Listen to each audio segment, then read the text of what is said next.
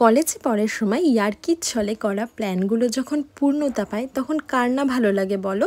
এখানে সকাল সকাল দাঁড়িয়ে আমি ওয়েট করছিলাম শ্রেয়ার জন্য। অবশেষেও চলে আসার পর আমরা চলে গিয়েছিলাম স্টেশনে। সেখান থেকে আমরা ডিসাইড করতে পারছিলাম না যে কোথায় যাব। তারপর ট্রেনে বসে দুজনে মিলে একটু খাওয়া দাওয়া আর ভিডিও করতে করতে চলে গিয়েছিলাম আমাদের আজকের ঘোরার গন্তব্যের দিকে। আর স্প্ল্যানেডকে এত ফাঁকা এর আগে কেউ দেখেছো বলো তো?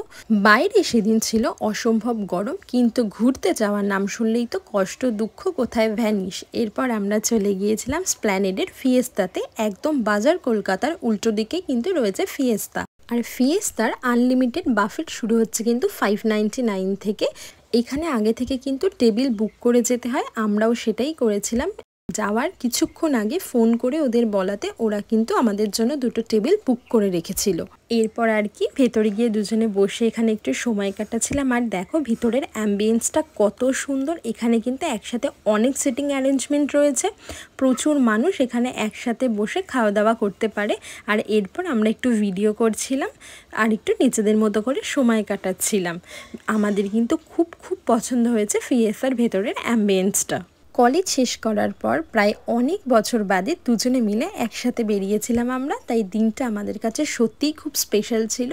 আর দেখো এরপরে আমাদের কাছে চলে এসেছিলো ওদের স্টার্টার আইটেমগুলো কিন্তু প্রত্যেকটাই খুব সুন্দর ছিল এবং প্রত্যেকটা ভীষণ রকমের ফ্রেশ ছিল। ভেজ নন ভেজ সব মিলিয়ে বাফেটে কিন্তু অনেক রকমের স্টার্টার আইটেম ছিল। আর সেখান থেকে আমরা প্রায় সবগুলোই ট্রাই করেছিলাম। আর এরপর অর্ডার করেছিলাম দুটো মকটেল, নিয়েছিলাম ফ্রেশ লাইম সোডা আর নিয়েছিলাম মশালা কোক।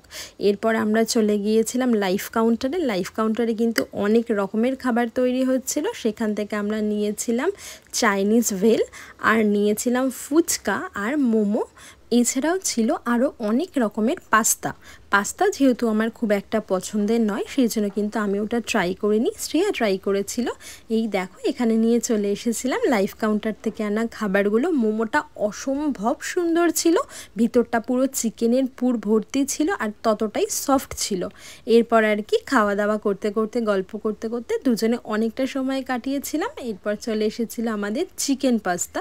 শ্রেয়ার কিন্তু এটা বেশ পছন্দ হয়েছিল। স্টার্টার খাওয়া শেষ করে কিছুক্ষণ বসে আমরা রেস্ট নিয়েছিলাম আর তারপরে কিন্তু চলে এসেছিলাম মেন কোর্সে এত রকমের আইটেমের ভ্যারাইটি ছিল যে কোনটা খাবো আর কোনটা খাবো না সেটা বুঝেই পাচ্ছিলাম না।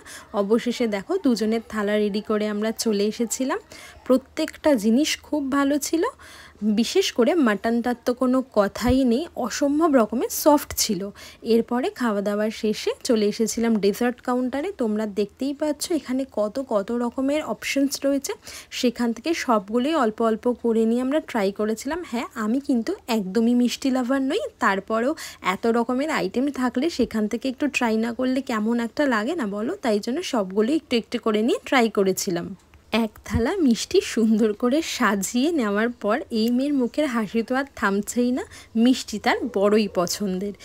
ফিয়েস্তার প্রত্যেকটা খাবার কিন্তু অসম্ভব রকমের সুন্দর। আর আমি মিষ্টি অতটা পছন্দ না হলেও সেদিন ওখান থেকে নেওয়া প্রত্যেকটা মিষ্টি আমার বেশ ভালো লেগেছিল। আর এরপর সবথেকে ইন্টারেস্টিং সেটা ছিল এই লাইফ কাউন্টারে বানানো আইসক্রিমগুলো।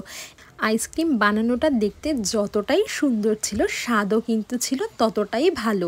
নিজেদের পছন্দ মতো আইসক্রিমটা কিন্তু এখানে ওনারা তোমাদের বানিয়ে দেবে। অন্যান্য খাবারের মতো আইসক্রিমেও কিন্তু প্রচুর রকমের ভ্যারাইটি ছিল, অনেক রকমের নতুন ফ্লেভার্স ছিল আর যেগুলো খেতে ছিল অসম্ভব রকমের সুন্দর। বাইরে অসম্ভব গরম থাকলেও খাওয়া দাওয়া গল্প আড্ডা সব মিলিয়ে দিনটা কিন্তু আমরা খুব সুন্দর করেই কাটিয়েছিলাম। এরপর চলে গিয়েছিলাম দুজনে একটু সিরাম মলে, ওখানে গিয়ে করিয়েছিলাম একটু ফিশ পেডিকিউর। কলেজ জীবনের অল্প বয়সী তরুণী থেকে আজ দুজনেই প্রায় পরিণত নারী। জার্নিটা কিন্তু অতটাও সহজ ছিল না, সব কিছুকে দূরে সরিয়ে আজকের এই একটা দিন নিজেদের মতো করে আমরা কাটিয়েছিলাম। হ্যাঁ, সব সময় পকেট ভর্তি টাকা থাকলেই যে খুব সুন্দর করে ঘোরা যায় তা কিন্তু নয়, কাছের মানুষটির সাথে ছোটোখাটো ঘোরাগুলোও কিন্তু অনেক বেশি আনন্দ দেয়। স্মৃতির পাতায় বন্ধুত্বের একটা সুন্দর দিন তোলা হয়ে রইল। আমার আজকের ভিডিওটা তোমাদের কেমন লাগলো জানিও, ভালো লাগলে লাইক কমেন্ট করো। টাটা।